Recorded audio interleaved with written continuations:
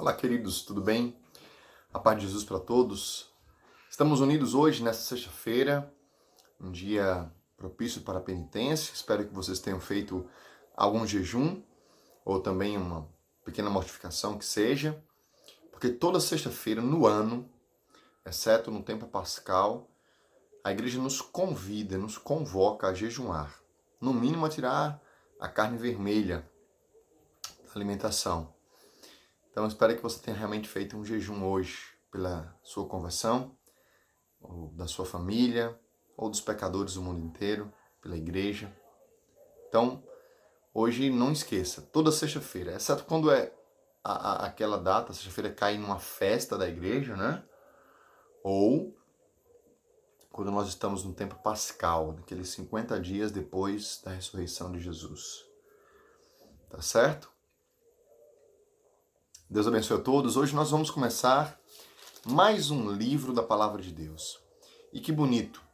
Nós chegamos aqui, este é o primeiro livro que o Padre Jonas sugere para que se faça o estudo bíblico, se comece o caminho da Bíblia no meu dia a dia, que é a carta de João, primeira carta de São João. São João escreveu 3 cartas e um evangelho. Então, nós adentramos agora na primeira carta de São João, é a maior delas, tem 5 capítulos. As outras 2 são como praticamente pequenos bilhetes, né? Apenas com um capítulo. Então, é uma experiência riquíssima, as cartas de São João. É tão denso e tão profundo quanto o seu evangelho que nós meditamos já. Haveria muito a que nós pudéssemos adentrar. Desculpa, não é exegese, né? Mas o intuito é que a gente tenha conhecimento dessa palavra, faça um estudo aprofundado, mas que a gente seja capaz de colocar em prática. Então venha comigo nesta hora. Para você que está chegando agora, seja muito bem-vindo. São só 15 minutos com a palavra de Deus todos os dias. E hoje nós começamos mais um livro da Bíblia, né? Que é a primeira carta de São João. Temos aí em 7 dias, ou seja, até a próxima sexta-feira, até a quinta-feira que vem, no máximo, a gente conclui as 3 cartas de São João. Depois vamos para Judas, que também é um capítulo. E já adentraremos em sábado da semana que vem, no último livro da Bíblia, do Novo Testamento, da Bíblia, que é o Apocalipse. Então, estou muito feliz por isso. Venha comigo, vamos orar e vamos, cada vez mais, dia após dia, deixar que a palavra de Deus toque o nosso coração. Em nome do Pai, do Filho e do Espírito Santo. Amém.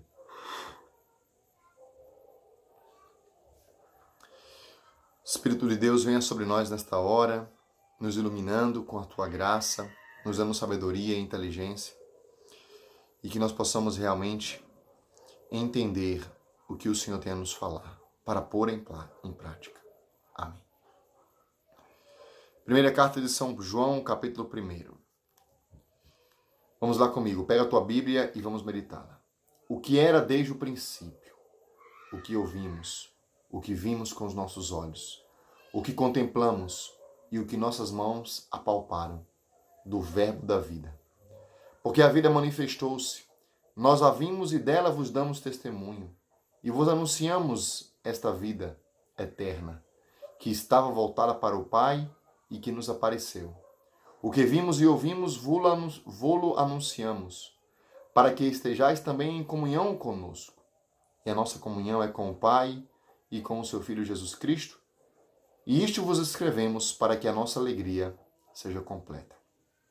Bem, qual é a alegria do apóstolo? Anunciar Jesus e fazer com que as pessoas se encontrem com Cristo. Esta é a alegria do apóstolo. Vou fazer questão de pegar aqui o início da carta do Evangelho de São João, que diz assim: no princípio era o Verbo e o Verbo estava com Deus, e o Verbo era Deus. No princípio ele estava com Deus, tudo foi feito por meio dele, e sem ele nada foi feito.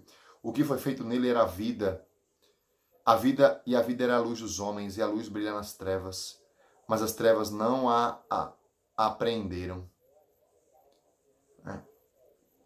E aí ele continua, né? No princípio era o Verbo, e o Verbo estava com Deus, e o Verbo era Deus.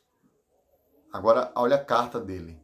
O que era desde o princípio, veja, realmente é o mesmo autor, né? São João, que escreve, vamos dizer assim, nessa carta um resumo, um sumo do seu evangelho, né? Da mensagem principal. O que era desde o princípio? Desde o princípio. O que ouvimos, o que vimos com nossos olhos, o que contemplamos e o que as nossas mãos apalparam do verbo da vida. Veja, meu irmão, minha irmã, a palavra de Deus é a fonte da vida. Né? Aqui o nome de palavra é dado ao Filho de Deus, a Jesus, né? O Verbo, com quem conviveram os apóstolos. Com quem conviveram. Então eles tocaram nisso, eles ouviram, eles viram com nossos olhos, eles apalparam o verbo da vida, o verbo, a palavra. O homem é um nada sem a palavra. Nós falamos demais toda hora, seja exteriormente, seja no silêncio, quando nós estamos exteriores, estamos falando interiormente. Porque o homem se expressa, o homem se cura pela palavra. E o verbo se fez carne. No princípio era o verbo. Né? O que era no princípio, o que ouvimos, o que vimos. Hoje nós testemunhamos para vocês. Porque a vida manifestou-se. A vida com V maiúsculo. Nós a vimos e dela vos damos testemunho e vos anunciamos esta vida eterna, que está voltada para o Pai e que nos apareceu. O que vimos e ouvimos, vos anunciamos, para que vós estejais também em comunhão conosco. Gente, o tema da comunhão é um termo, um dos temas principais da mística joanina. Né? A unidade da comunidade cristã, fundada sobre a unidade de cada fiel com Deus em Cristo. Né? Esta unidade ela é expressa por essas diferentes formas. O cristão permanece em Deus e Deus permanece nele. Ele é nascido de Deus. Né? Ele é de Deus. Ele conhece a Deus. Esta união com Deus se manifesta pela fé e pelo amor fraterno. Nós vamos ver isso aqui, nessa carta. Então, ele é nascido de Deus. Todo aquele que ama nasceu de Deus, conhece a Deus. Ele conhece a Deus. Né? Ele permanece em Deus e Deus permanece nele. Nós vamos ver isso. Isso é maravilhoso. Isso é fantástico. Né? Então, esta comunhão. E nossa comunhão é com o Pai e com o seu Filho Jesus Cristo. E isto vos escrevemos para que a nossa alegria seja completa. E aí começa. Olha, veja, um princípio eterno. Esta é a mensagem que ouvimos dele e vos anunciamos. Deus é luz e nele não há trevas. É um princípio eterno. Jamais. Em Deus não existe trevas. Sabe aquele símbolo do Yang Pang, não sei, Yang... Não me lembro. Aquele símbolo oriental, que é uma medalha e tem uma parte branca com um pontinho preto e uma parte preta com um pontinho branco. Ali é um símbolo que representa... dizendo que em tudo que é bom, mesmo aquilo que tem um pouquinho de mal. E no que é mal, tem um pouquinho de bom. Bem, aquilo é contra a nossa fé. Por quê? Porque Deus é bom e nele não há mal. Deus é luz e nele não há trevas. Nem um pontinho. Você está entendendo? Então, por isso que nós precisamos estar conscientes dessas ideologias e filosofias orientais. Temos que ter cuidado. Existem sementes do verbo lá, ou seja, sementes do evangelho naquele lugar. Pessoas podem até ser salvas por meio de Jesus Cristo, né, mesmo que não o conheçam, mas pela prática do evangelho sem conhecer. Mas devemos ter cuidado, nós, que já conhecemos a Cristo, de não nos deixar levar pelas fábulas e filosofias outras, né? Por exemplo, como essa, que diz que em tudo que é bom, mesmo uma coisa muito boa tem um pouquinho de maldade. E mesmo uma coisa muito mal tem um pouquinho de bondade. Aqui é o seguinte, a nossa fé diz, Deus é luz e nele não há trevas. Então é isso. Deus é bom, ponto. Não há maldade em Deus. Se dissermos que estamos em comunhão com ele e andamos nas trevas, mentimos e não praticamos a verdade. Então você é católico, você é cristão, você é um homem que diz que está em comunhão com Deus. Se você está em comunhão com Deus, mas anda nas trevas, você está mentindo. Nós estamos mentindo. Não praticamos a verdade. Mas se nós caminhamos na luz, em Cristo Jesus, se nós somos homens de Deus, vivemos a santidade, como Ele está na luz, então estamos em comunhão uns com os outros. Né? Isso é lindo. A união a Deus, que é luz e amor, se reconhece pela fé e pelo amor fraterno. Né?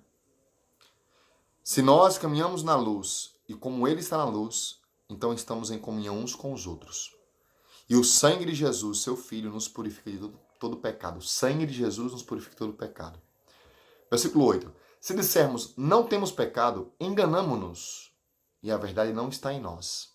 Quem diz que não tem pecado, se engana. Porém, se confessarmos nossos pecados, Ele, que é fiel e justo, é um princípio. Deus é fiel e justo. Jesus é fiel e justo. Ele perdoará nossos pecados e nos purificará de toda injustiça. Então, para que nós sejamos purificados dos pecados e perdoados de toda injustiça, devemos o quê? Confessar os nossos pecados.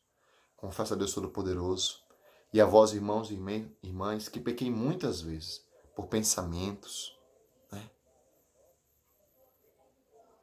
Palavras, atitudes, por omissões, por minha culpa, minha tão grande culpa. E peço à Virgem Maria, aos anjos e santos e a vós, irmãos e irmãs, que rogueis por mim a Deus nosso Senhor, para que eu seja perdoado. Então, se nós confessarmos nossos pecados, reconhecemos a nossa pequenez, vivemos em estado de humildade, sabemos que somos pecadores, Ele que é fiel e justo, Ele que é fiel e justo, perdoará nossos pecados e nos purificará de toda injustiça. Se dissermos, porém, não pecamos, fazemos dele um mentiroso, e sua palavra não está em nós.